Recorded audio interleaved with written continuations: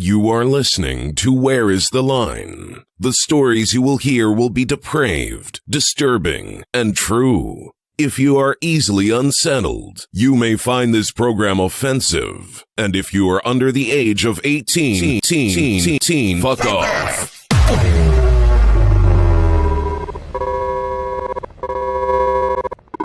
LSD, the subject of a Senate investigation. The same drug that has been condemned as a social menace, as a source of delusions and aberrations, of kicks that often end in disaster. To science, it is all this, but also something more, an uncharted tract on that farthest of all frontiers, the human mind. Everybody drinking blood, everybody eating brains, some monster party. Everybody eating flesh, everybody breaking bones, some monster party. Thank you for listening to episode 27 of Where is the Line? My name is Kevin, and with me today is my good friend and someone who gets very excited in the presence of giant wooden spoons. Ashley. It's me. Say something disturbing, Ashley. Guys, look, I'm a dragonfly. When you hear the phrase, guys, look, I'm a dragonfly, honk your horn. So this is the last time I'm going to get to mention this before it happens. So I'm going to be comped to go see Welcome to Night Vale. And I am still not tired of telling everyone that. Thanks again, Eliza Rickman. Whoop, whoop. You can't go because you're doing the gayest fucking thing a gay person can possibly do on that day. Yes, come through. I'm seeing Cher. Cher. Yes, I'm very excited. And she's not only doing Cher songs, she'll be doing her Cher covers of ABBA. Oh, really? Yes, she did a whole album of ABBA covers after she was on Mamma Mia, 3? I don't know. I have no idea. Yeah, she plays Meryl Streep's mom on Mamma Mia 2 or 3. I'm not sure. Cher comes in at some point. And then I have a lot of questions about that I'm not going to ask right now, but go ahead. I don't have the answers, but it'll be Cher performing Cher songs and Cher covers of ABBA. So I'm excited about it, but I'm also concerned that it might get canceled. So far, she's still touring. I don't think it'll get canceled. I really want to go. I feel like it's my gay duty to see Cher one more time. But that's what you're going to be doing while I'm getting comped to Yeah. the Welcome to Night Vale show. I know. I know. I don't know how that works yet. I haven't talked to Eliza yet. I don't know if like a car is going to come pick me up or, No, you're just going to probably pick up some tickets at will, Kevin. I know, but I like to, The limo's on its way. Yeah, the limo's on its way. It'll drop me off the back door so I can go directly backstage, which is where I'll be watching the show. Special throne. Yeah, it'll have my name on it. Yeah. What's new with you, Kevin? My dog has been sick. That's right. For the umpteenth goddamn time. The poor little guy. Like, he's the sweetest dog in the fucking world. And in just over 2 years, he has developed diabetes. He has to have 2 insulin shots a day. He got cataracts in his eye, went completely blind. We had the surgery to put an artificial lens in his right eye. He's been randomly attacked by dogs twice. Right. And now he has pancreatitis.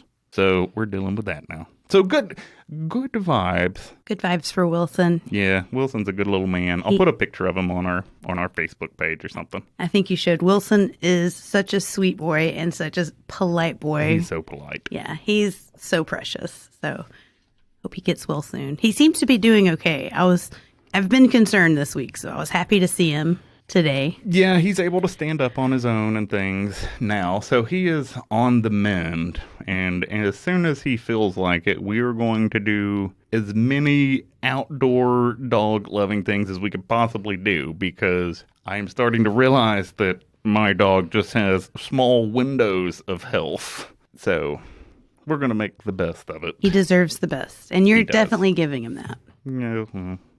I mean, not everyone's going to have a lens put in their dog's eye to help him see. Like, you've gone the extra mile for Wilson, and I think it's adorable. I need to take him out more. He likes to go places. I need to take him more places. Okay. Anyway, We also have a new tab on our website. Oh. Yeah, so if you check out whereistheline.net, on the merchandise tab, you can buy not only our wares, which are strikingly unextraordinary, you can also click on links to shop from some of our more talented listeners. So there's lots of paintings. I ordered a severed penis necklace from one of our patrons. Etsy store hasn't gotten here yet, so you can't look around for it. I keep looking for the severed penis necklace. Yeah, but no, these are artists that I really admire who actually listen to the show. So we made a little page on our website so that they could sell some of their extraordinary stuff right alongside our unextraordinary stuff. Speaking of patrons, we actually have a couple of new ones. At our depraved level, Kevin Edwards. Nice. We've got another Kevin. Yeah, Kevin had, he messaged, he commented on our Patreon page. He had thought that we had forgotten about him. Oh, no. Because we didn't mention him last time. But the thing about Patreon is that they give you a list of, like, the new patrons once the cards get charged. So if your name doesn't appear on the list before we record, then it doesn't show up in the episode. But it'll be on the next one. There is no fucking way that we're going to forget any patrons. Never. Well, we might. Because it might be delayed by an episode. Well, yeah. And it might also be my fault. But this one was not my fault. We're sorry, Kevin, still. Yeah, we are still sorry. I'm sorry for this, Kevin. And at our disturbed level, Hannah Reese from the UK. Nice. Do you know any English phrases? Tally-ho. Tally-ho. I don't really think I do. Fish and chips. Yeah, fish and chips. But is that really a phrase? Well, thanks, Hannah Reese. I'm like, I'm lost. Oh, and we've got another patron that we have to mention. Amber from Alabama. Oh, snap. Has somehow managed to patronize us and unpatronize us 3 times. What? She keeps somehow mistakenly becoming a patron. But anyway, thank you for becoming a patron 3 times, Amber from Alabama. And you should call our voicemail again because I've heard tell that your voice is sexy. Oh, snap. Yeah, we had a voicemail one time that was talking about Amber's voice. Oh, wow. Yep. Well, I need to hear this voice. You've never heard Amber's voice? I'm sure I have. You need to listen to our show, Ashley, because she used to call in a lot. I'm telling you, I have a terrible memory, Kevin. I know who she is. I know who Amber is. 100%. Yeah. Oh, she's fantastic. Love her. So does this mean she has 3 separate patron accounts? No, she's not paying 3 times. And I don't understand how she's done this, but she only has one Patreon account with us. But she has managed to do that 3 times. So I keep seeing her name show up in the new patrons thing. Huh. That's cool. Yeah, whatever. Yeah, whatever you're doing, Amber, just keep on. Yeah. It's fine. So, I think that's it. Are you ready to get into this episode? I'm ready. Let's do it. In southern France, on the west bank of the Rhone River sits a picturesque village called Pont-Saint-Esprit. The village itself looks exactly like what you might expect. Stone buildings with colorful shutters covering their windows sit beneath the clock tower of a 15th century church. The village looks sleepy today, and it probably is, and it probably has been throughout the majority of its history. In August of 1951, though, over 250 residents of Pont-Saint-Esprit unexpectedly started tripping fucking balls. Husbands and wives chased each other with knives. People screamed in terror and ran from flames that did not exist. A mother howled in grief, believing that her children had been ground into sausages. By the event's conclusion, more than 250 people would suffer from hallucinatory visions, 50 would be institutionalized, and 7 of them would lose their lives. For decades, the incident at Pont-Saint-Esprit would be blamed on bread. It was claimed that this bread was tainted with a particular fungus, and responsibility for this entire occurrence was placed on the shoulders of the village's bread bakers. In fact, in France, the incident is still known by a lot of people as Le Pain Maudit. which means the cursed bread. But is tainted bread really the culprit here? Is it just a coincidence that this all happened amid the CIA's stint of interest in LSD experimentation? And that's what we're talking about today. The worst trip ever. The mass hallucinogenic poisoning of the citizens of Pont-Saint-Esprit, France. I made it through it. You did good. And that French bread shit, whoa. Yeah, French bread. French bread. Yeah, fuck off, French bread. You got me tripping balls. Have you ever done hallucinogens? I am pretty sure you have. I think I may have mentioned it in the last episode. Oh, did you? Yeah. I had said at some point, I was like, yeah, I've had it on a sweet tart or an Altoid. Oh, yeah. I listed off some different candies. So, yes. Yeah, I think you're an upbeat person. I feel like you're the kind of person that would not be as inclined to a bad trip as I am. You know, that's actually interesting. So, yes, across the board, I have not had a bad trip, really ever. I had one really kind of rough trip, but even within that, I've never had hallucinations. I've never seen things that weren't there. Mm-hmm. I will have a bad trip every fucking time. It's just... Really? Oh, it's just... Did you hear the episode we did where well, I've told you about catfishing Richard Ramirez. Mm-hmm. That P.O. box that I got. I got an anonymous P.O. box to catfish serial killers, and we talked about that in one of the episodes. But once I was done with that, I still had an anonymous P.O. box. So... Wait, how old were you? This was, I don't know, 20s. I mean, it was a long time ago. But it was here in town? Okay. Mm-hmm. And I believe I have framed this as a hypothetical before. So if I were to have had a untraceable P.O. box, I might have used that to order some things with which I could synthesize my own hallucinogens. And took them to the local pot dealer's house to try them out. Now, the pot dealer is a guy that does a lot of drugs. Said it was the hardest fucking trip he's ever had. This was the first time I had ever done hallucinogens. And so what happened was, we got all this together, we took it, and I'm trying to force something to happen. So I'm looking, they have sponge painted walls, and I'm just staring at it, being like, move, move, move. And like nothing's happening, but then it starts moving. Mm-hmm. And I'm looking at the sponge paint, and I'm seeing shapes in it, like the same way that you see shapes in clouds, Yeah, I know that they're not really there. Right. But it's just like, it's like looking at the clouds when you're not on LSD. Yeah. Visuals. Yeah, but I knew my imagination was making up the things that I'm seeing, and it was moving around a little bit, kind of wavy. Mm-hmm. But everything I was seeing was like, skulls and like all of this morbid stuff. And still, I knew it wasn't real, but the thought occurred to me, I could be seeing anything in the sponge paint. Why am I only seeing all of this morbid shit? What does that say about me as a person? And fucking nosedived from that. Like, I was trying to call an ambulance. Oh, no. I started throwing up because I was like, there's something wrong with my brain. And the only thing that kept me calm, the only thing that kept me from just hitting someone and calling an ambulance was I kept thinking to myself over and over and over again, I do not have to pay any bills in the mental institution. I am going to be locked up for the rest of my life. I've gone insane. This is never going away. But I don't have to worry about utility bills anymore. And so I just sat there telling myself, I don't have to pay any more bills. I don't have to pay any more bills. I'm going crazy. And that was the only thing that would keep me calm through the whole fucking thing. That's terrible. Yeah. Wow. They say never look at yourself in the mirror when you're tripping. Mm-hmm.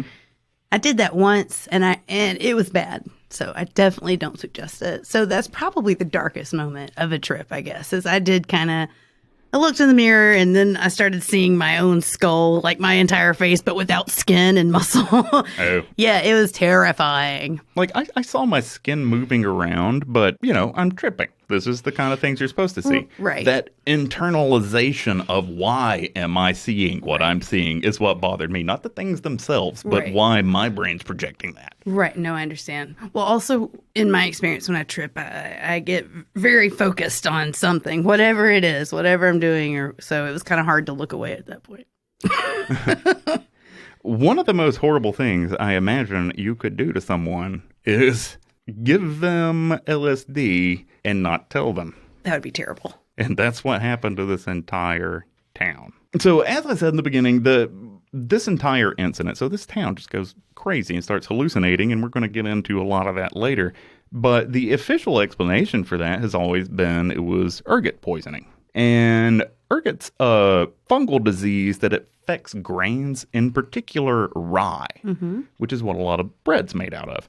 And the reason it's hard to see in rye is so ergot fungus covers these grains and it's a little bit red in color. So on most grains, which are kind of a tan color, you'll notice that very easily. But on rye grain is brown. So that red color doesn't show up as easily. So the eye test for ergot on rye grain isn't as useful as it might be in some other ones. This supposed ergot poisoning in Pont-Saint-Esprit, 1951, happens to coincide with a lot of very strange things that the U.S. government was doing at the time, kind of in the shadow of the Cold War. I'm sure a lot of people have heard of MK Ultra, which sounds like a conspiracy theory, but it absolutely is not. The United States was actually doing this shit. They were trying to essentially, well, one of the things that they were trying to do was make sleeper agents. So they were hoping that they would get somebody that they would go about their lives acting normal, that they could activate and have them become an assassin or some stupid Hollywood shit like that. It was years later when people found out about this, and it wasn't until 2010 that the U.S. declassified some of these documents related to MK Ultra, and then people learned what the U.S. was doing back then. MK Ultra was actually, it wasn't just these LSD mind control experiments. It was 162 different secret projects that were indirectly financed by the CIA. So none of this shit was going on in CIA headquarters. They were paying colleges and universities to do this shit. So professors in colleges all over the country were participating in these incredibly unethical experiments where they were dosing people with LSD, sometimes not telling them that they had done it. Right. Sometimes dosing them with such high doses that these people tripped for weeks. Right. Yeah, I mean, and, you know, none of these colleges and universities are going to brag about it, but there's 80 colleges and universities across the country that participated in these covert CIA activities. 80. Was LSD, like, ever used or attempted to be used as, like, a truth serum? Yeah. Okay. Yeah, that was one of the other things that they were doing with it. And so if you listen to this and against all logic become interested in the story because of what we're telling you, and you get online and look this up, you'll find a lot of YouTube videos and things that are going to show an apology by Bill Clinton. What the United States government did was shameful, and I am sorry. When Bill Clinton was in office, a lot of documents, CIA previously classified documents, came out. And so for some fucking reason, in every one of these videos about Pont-Saint-Esprit, they show Bill Clinton giving an apology. But that's not what he's apologizing for. The apology that Bill Clinton's giving in all those videos is actually an apology to the Tuskegee Airmen.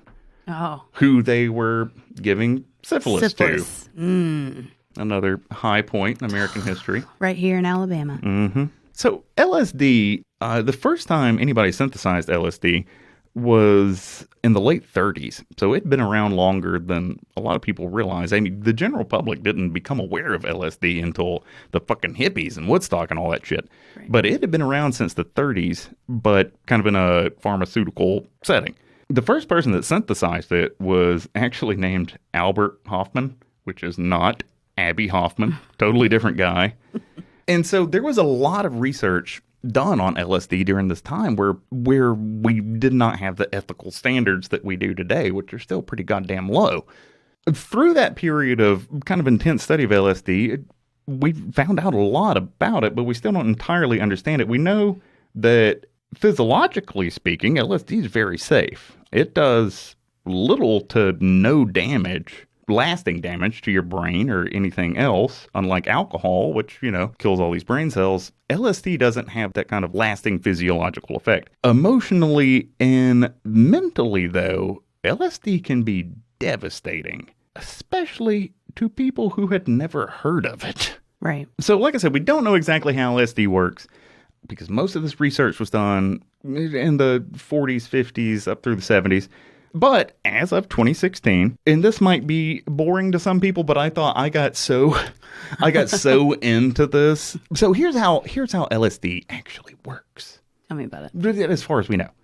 So LSD acts on serotonin receptors in your brain. And when you think of serotonin, I think people usually think of this as being what makes you happy. Serotonin is actually involved in a lot more. Actually, 90% of the serotonin that your body produces is in your GI tract. And it helps you with things like knowing when you should vomit or when you're hungry. But the brain also does produce a certain amount of serotonin. And in the brain, it affects your mood. And it's why certain antidepressants work in conjunction with serotonin receptors. But LSD, though, affects those serotonin receptors in your brain in this really weird way. To me, the best explanation that I've seen, and there's disagreement among people who have studied it about what's actually happening, but I feel like the most reasonable explanation that I've seen is that LSD affects your visual cortex function. It increases the activity in your visual cortex, which might explain some of the hallucinations. So your eyes are becoming very active. But it also has the opposite effect on the part of your brain that controls the ego, your sense of self. Mm-hmm. So it simultaneously makes you see things while it's making you less grounded in your own reality. Your visual senses are just firing at the same time that your ability to understand what is happening is being diminished. So some scientists that have studied serotonin think that serotonin's purpose in your brain might actually be to prevent hallucinations, that if you didn't have serotonin, you would be hallucinating all the time. But when LSD blocks those serotonin receptors, they can't do what they're supposed to do. The serotonin can't do what it's supposed to do, so it's like you don't have serotonin. Am I making any sense? Yeah, you are. So serotonin kind of puts blinders on you and helps you kind of focus and understand like reality versus just seeing too much. Overstimulation. Yeah, in terms of your visual cortex, some people believe that it prevents hallucinations that would just be running rampant without it. So it's not, to the people who believe that, it's not necessarily that LSD is causing your trip. It's preventing the serotonin from stopping the trip, which is always going on. So we've talked for probably far too long about how LSD works. So back to the point, the whole topic of the story. On August 15th, 1951, the animals living in Pont-Saint-Esprit started acting very strange. They said some of the ducks in town were walking in a more upright position than they should have been. The ducks were erect. Yeah, the ducks were erect. They were walking around like penguins. Speaking of erect ducks, did you know that ducks are rapists? What? Oh, it's fucking horrible. I had no idea. Ducks are the worst. I lived at a little townhome by a, quote, lake, which was just barely a pond. But anyway, we had ducks. So one day I go out on the porch and I see what I think is a duck raping another duck. And I'm watching this for a while and I was like, is that what's happening here? And then I Googled it, and sure enough, ducks are just generally rapists. So a duck just ran up to another duck and was like, I'm getting it in. Yeah, and the other duck was not down with it. Not at all. And that entire time that I lived there, I saw so many duck rape. So many duck rapes happen. Oh, that's terrible. Yeah. I've never seen ducks there, but I'm not there often. So there you go. Interesting. Anyway, ducks are assholes. At least the men are. Anyway, Pont-Saint-Esprit, 1951. Erect ducks. Ducks are acting crazy. There was one report of a dog that was jumping up and down and running around in circles and then started gnawing on a rock and wouldn't stop and broke his own teeth out before he died. Oh, no. So that was the first sign. The animals are acting a little crazy. Very crazy. Yeah, extra crazy. Just shortly after that, doctors' offices in Pont-Saint-Esprit start just filling up with people. And it's starting to become apparent that there's something's happening. Something a little weird's going on in this town, but it's still going to be a little while before the shit just really hits the fan. So these first people that start coming into the doctors at Pont-Saint-Esprit, they're suffering from just sudden depression, anxiety. Some of them had stomach problems, nausea, vomiting, diarrhea, that kind of thing. So the doctors are initially thinking, we've got some kind of food poisoning, something like this going on. Then after that, these same patients who had come in to see these doctors start complaining of insomnia. A lot of them go several days without sleeping at all. Then around that time that the people are reporting the insomnia, the people reporting the insomnia are sweating a lot. And they smell bad. And there's several accounts of people saying that the smell of the sweat that was coming off of these people was comparable to decomposing rats. Wow. That's a description. Yeah. But it was weird that a lot of people likened the odor that was coming from these people to dead rats, which is a pretty specific odor if you've ever smelled a dead rat. And then people start complaining that their buttholes hurt, but they also think it's funny. So I found an article from a British Medical Journal, came out in 1951, and the British Medical Journal described these people as, quote, giddy. That their buttholes hurt. Yeah. Well, not that their buttholes hurt, but their buttholes hurt. They stink. They're sweating. They're anxious. Right. But they're also finding a lot of humor in things that you normally wouldn't find humor in. Well, how sleep deprived have you ever been, Kevin? Once you start not sleeping, it just kind of makes you go extra bonkers. Well, yeah. I mean, like, I don't sleep a whole lot anyway, Right. so it's not unusual for me to go a couple of days without sleeping. I get that kind of euphoric, kind of drunk feeling. Right. But were I someone with a butthole, I can't imagine that I would laugh about it hurting. And so for a lot of these people that get affected in Pont-Saint-Esprit, this is as far as it goes. Okay. But for the rest of the people whose symptoms don't stop there, they start hallucinating. Yes. And you have to imagine that this is a time in which LSD is not known to the public yet. Right. And these people don't know what's happening to them, and that makes for a lot of really bad trips. The most common hallucination that people were having was, well, there were two. A lot of people thought that they were on fire. Mm-hmm. A lot of people thought that they were being attacked by various animals that didn't exist. But some of the people apparently had a more creative subconscious than others. The local mailman believed himself to be shrinking. He had an Alice in Wonderland moment. He thought he was very slowly shrinking into nothing. I think I said at the beginning, there was a mother who believed that her children, who were perfectly fine, had been ground into sausages. Oh, no. There was a kid that ran screaming through town for help because she was being chased by tigers. Exotic. Yeah, there was one man who broke apart his living room furniture so that he could use the wooden pieces to fend off monsters.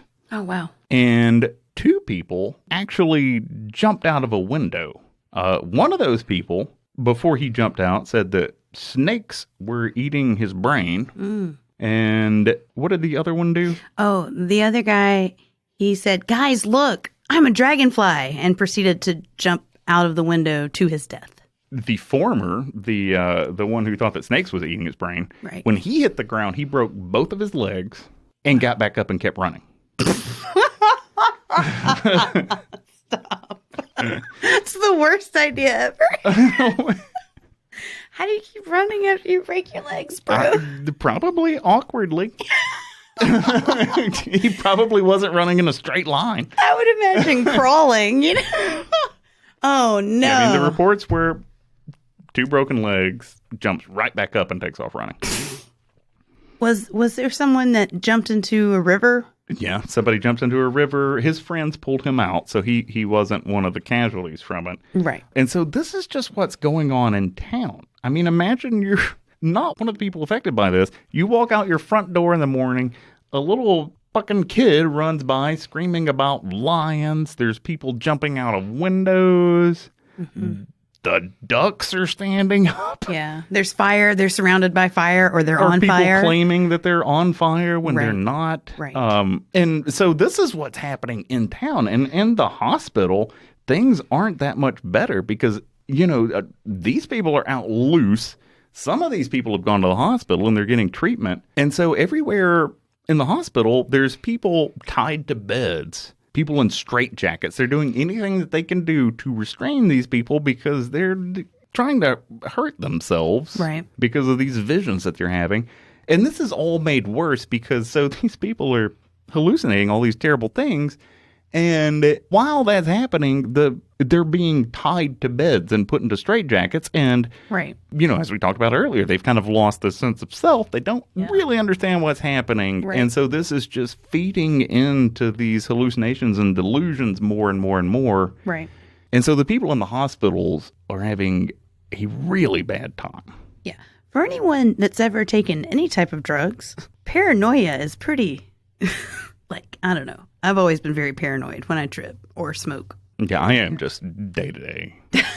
No, for me, it's got to be drug induced. I'm not that paranoid if I'm sober. No, I'm not paranoid that the cops are coming, Right. or it's usually I'm talking too much. Oh, no. Which is really probably not paranoia. It's probably Self-awareness. Yeah, I'm not paranoid. I'm just self-aware. I can't imagine tripping, not having slept for days. I saw one guy in an interview say that they didn't sleep for 21 days. Now, I don't even think that's physically possible. Okay. But maybe. And I can't imagine just all of this stacked on top of each other. It's just, and then, I'm in a straitjacket in a ward in the hospital. What? I don't know. And because of the weird way everyone's sweating, not only are in these straitjackets and tied to beds, Right. the whole fucking hospital smells like a dead rat. Well, that's the other thing. If you're up for days fucked up in some capacity, are you thinking about bathing? No, you're not. You're worried about the fire that's outside your door or, the tigers. Well, yeah, but what about the guy that's in the hospital because he broke his toe? He's like, what the fuck is going on in here? You're talking about the other people? There's more people in the hospital. Right. Than just the tripping people. Oh, got you. I mean, Yeah, that'd be it must have been it's funny, but it also must have been fucking terrifying to have been in the town while this is going on. Yeah. True hysteria, probably. And so, altogether, by the time this shit finally settled down, 7 people died, and at least 4 of them died in a very uncomfortable manner because a lot of these people were having muscle spasms and seizures and things. And so 4 of the people that died amid these muscle spasms of heart failure. So shortly after this happened, the mayor of Pont-Saint-Esprit, who at the time was Albert Hebrard, talked to the New York Times about some of the things that were going on. And Hebrard described the scene as, quote, the nightmare that has come to our village. And he went on to talk about these people who were throwing themselves out the windows, how the animals were acting. So Pont-Saint-Esprit goes through this big ordeal. Things start calming down. They're still trying to figure out what has happened. But whatever it was seems to be going away. Until about 10 or 12 days later, and everybody starts having fucking flashbacks. So about 12 days later, the whole fucking thing happens again. No one else died, right? No one else died. So in that initial incident, 7 people died. Right. In the flashback episode, a lot of people had a real bad time. But I don't believe anybody died in that second episode. So after everything finally goes completely away, they start looking into this, what happened at Pont-Saint-Esprit, and the explanation that most people come up with are, the common explanation is ergot poisoning, which we talked about earlier. And to blame something like this on bread sounds really strange, but there is precedent for this, and there's actually a lot of precedent for this. Ergot poisoning was something that was, I wouldn't say prevalent, but it happened in the Middle Ages. Right. Not unfrequently. And then they called it St. Anthony's Fire. Mm-hmm. So I think a lot of people have probably heard that term, even if you don't know where you heard it or what it means. But St. Anthony's Fire refers to ergot poisoning, and it's called St. Anthony's Fire because St. Anthony is the saint that people would typically pray to when they started developing symptoms of ergot poisoning, which they didn't know what it was then. So there was ergot in the rye grain around Pont-Saint-Esprit. It may have been a little more potent than previous harvesting seasons because that particular summer had been especially wet in the area. And so that could have led to this fungus. Among us. Yeah. This fungus growth kind of expanding beyond what it normally would have. But it's not like this is the only rainy season France has had. And St. Anthony's Fire, ergot poisoning, had not come up in France for over 130 years. And so everybody's blaming these bread makers. They're like, you should have known. Right. You put ergot rye in our bread and you caused this whole fucking thing. And the millers, the bread makers, are like, no, this is not unusual. Yes, there was probably ergot in there, but it's not an unusual amount. And one of the millers actually offered to just eat some of the bread. And I don't know if he ever did or not. Oh. I saw an interview with him where he said that he would. But I never saw if he actually did. But the millers were convinced that this was not ergot poisoning. Right. I saw in an interview someone that was there when it happened. They were saying that the baker was initially blamed, and then the miller, as you mentioned, and they were locked up for a while. They were like put in jail, but then they were released a few months later, from my understanding. Yeah. I mean, the millers and the bakers caught hell over this. And a lot of what was going on at Pont-Saint-Esprit does kind of line up with ergot poisoning. But ergot poisoning also leads to gangrenous extremities. So a lot of the people back in the Middle Ages, the days of St. Anthony's Fire, along with these things, they would develop gangrene in their fingers and their toes. And just looking through the primary sources, the accounts of this that were released at the time, I only found one instance of a doctor reporting gangrene in one of those patients. And the way they reported it didn't sound that extreme. It was kind of like it was on her toes. They were a little discolored. They believed it was gangrene, but it wasn't prominent in her toes. Okay. Like they thought it was gangrene. Not really sure. There might have been more of that, but I never came across it. So what actually happened in Pont-Saint-Esprit? There's a lot of theories. I mean, the most common one, ergot poisoning, which is actually the likely explanation. A lot of those theories about what happened are just completely fucking stupid, so I'm not going to talk about them. But there is one, though, that seems to have some legs under it. Yeah.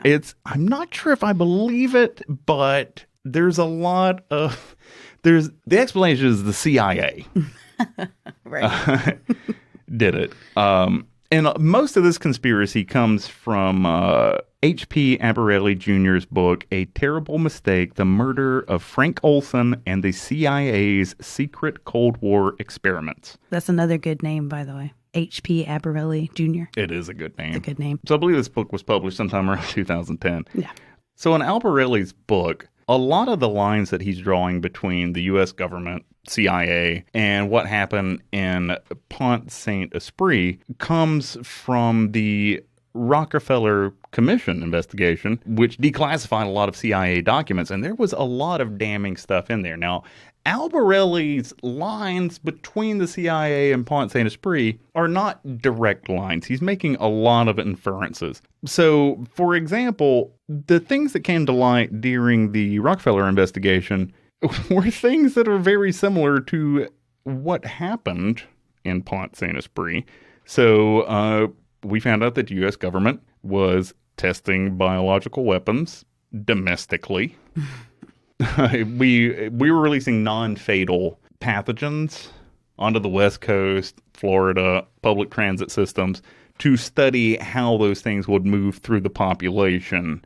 When they released it on us, their own citizens, they tried to make sure that some of the stuff wouldn't be fatal. Right. But who knows what they would do if they were to try it somewhere else, like in France.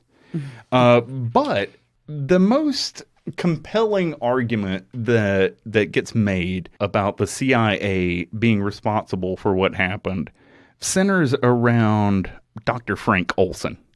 Dr. Frank Olson was a specialist in bacteria who got hired by the U.S. government to research and develop biological and chemical weapons. And so he's working with the government. He's heavily involved in LSD experimentation. Frank Olson, for some reason, was in France a month or two before what happened at Pont-Saint-Esprit.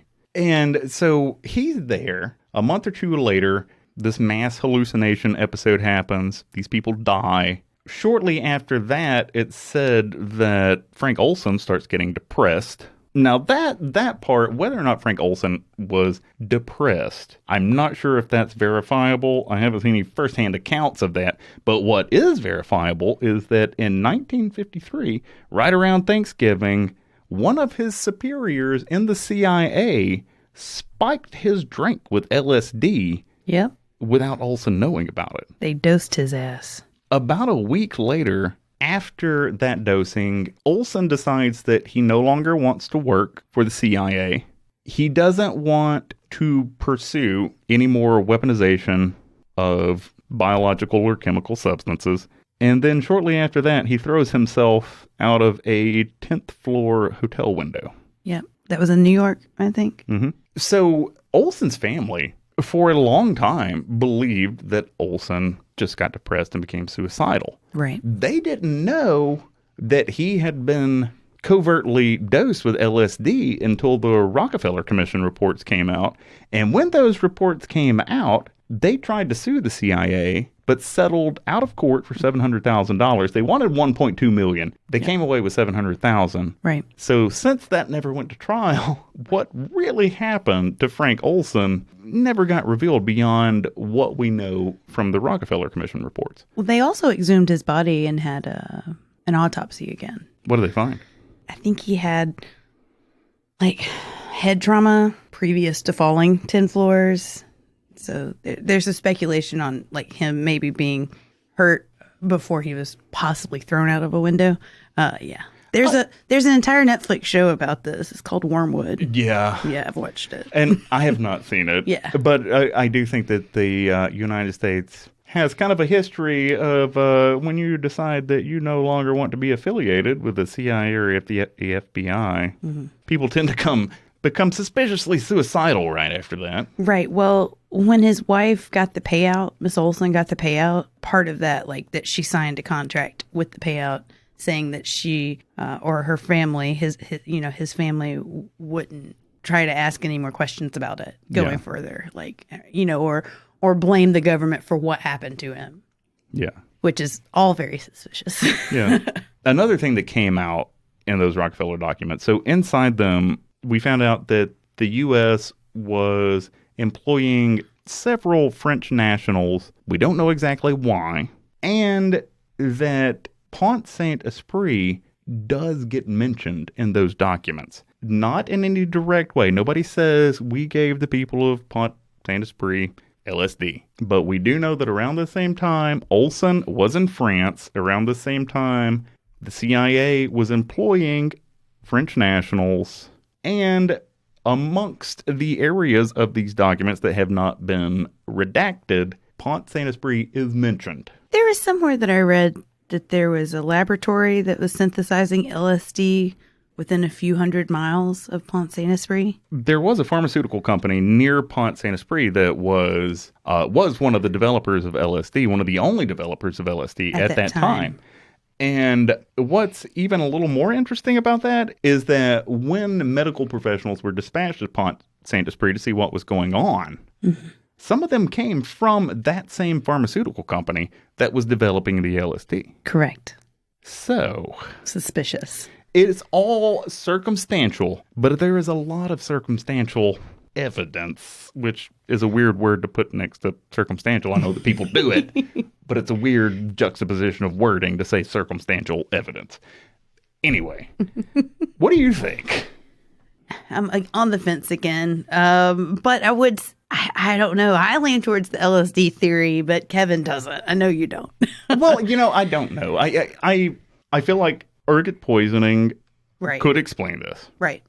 I would not put it past the U.S. government to poison a city in another country. Right. I wouldn't put it past them to do that now, much less 1951. Exactly, right. But just because it's the kind of thing the government would do doesn't necessarily mean that the government did it. Right. No, definitely. But I'm not going to draw a hard line either way. I am about 75% ergot, the rye bread, and about 25% U.S. government just doing what the U.S. government does.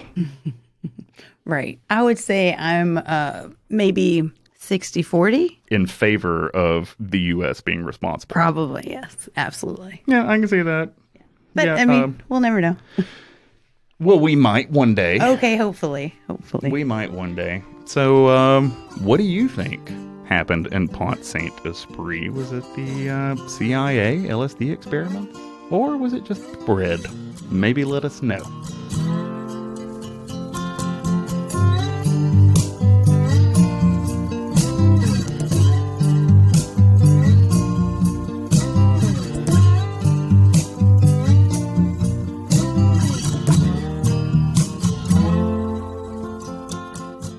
Thank you so much for listening to episode 27 of Where is the Line? New episodes come out on the 1st and the 13th of every month, so if you enjoy the show, be sure to subscribe so you don't miss the next one. You might also consider checking us out on Facebook and Instagram. Our friends over at Earth Oddity have had a huge spike in their Facebook following. They've got like 3 times as many Facebook followers than we do. On the group? Or on the, or I guess yeah, and their group is just constantly fucking popping off. I listened to their most recent episode. They can't even keep up with the shit that people are posted in there.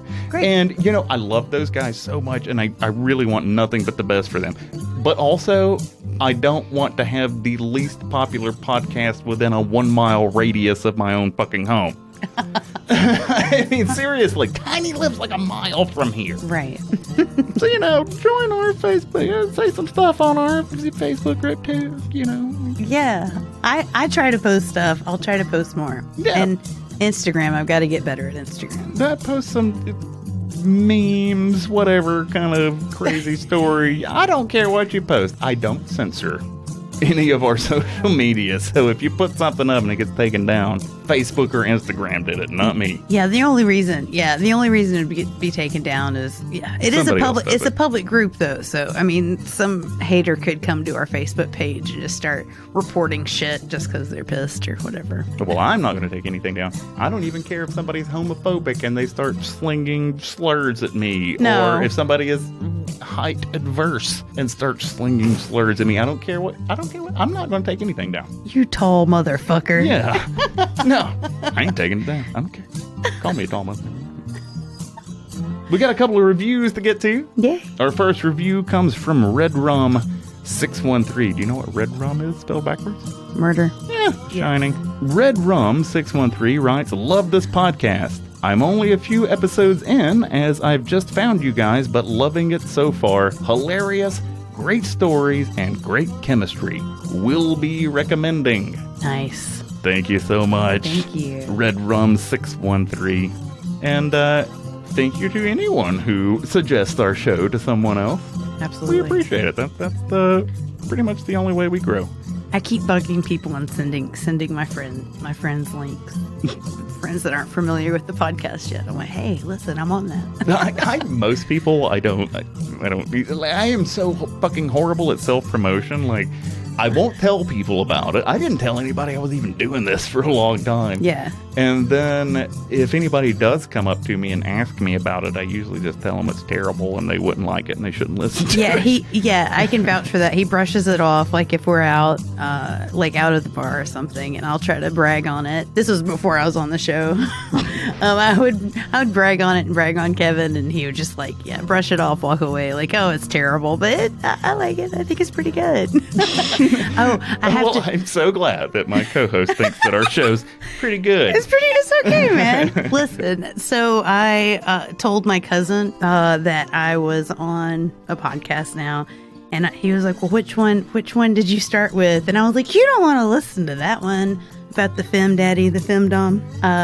Why would he not want to listen to that? That was one of our best episodes. Well, he's my first cousin and a very good friend of, like, we're really close. But it's Alabama.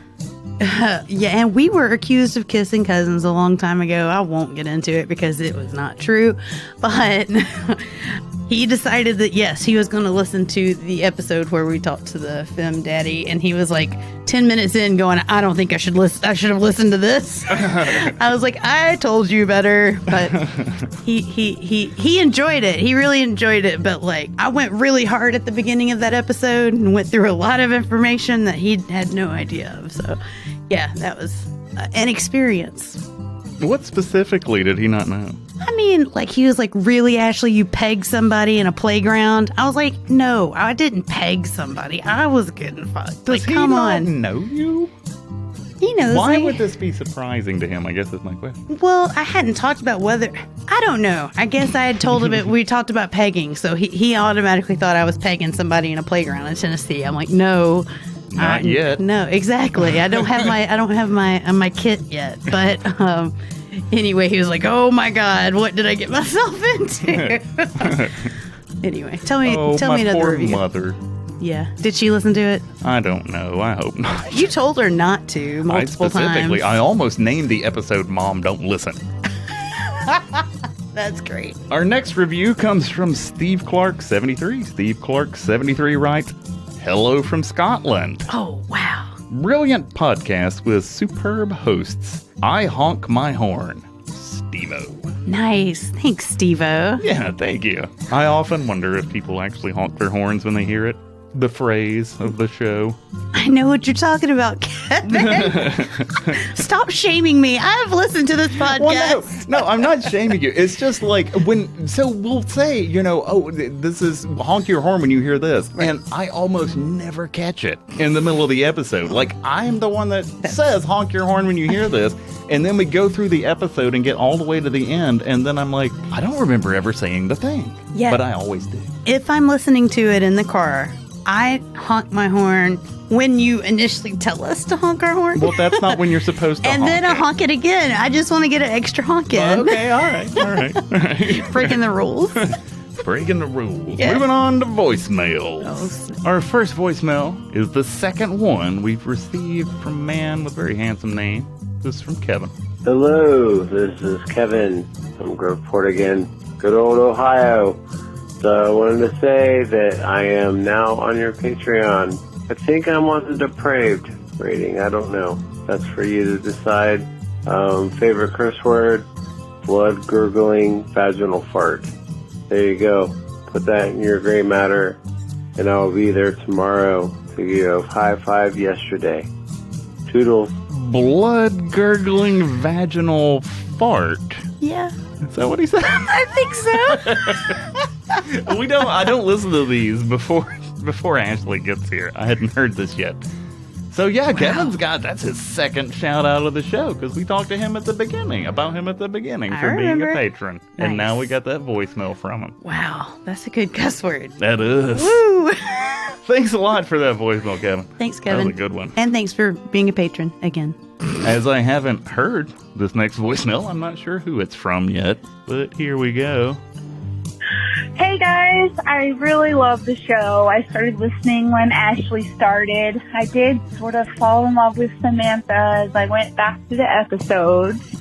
My favorite curse word is fuck, or the fuck, like DAFUQ. I have a disturbing story to tell. When I worked in the ER, I had a patient come in who complained of foot pain. He took off his boot and then unwrapped a wet paper towel from around his foot. This is an African-American man, but his foot was translucent white.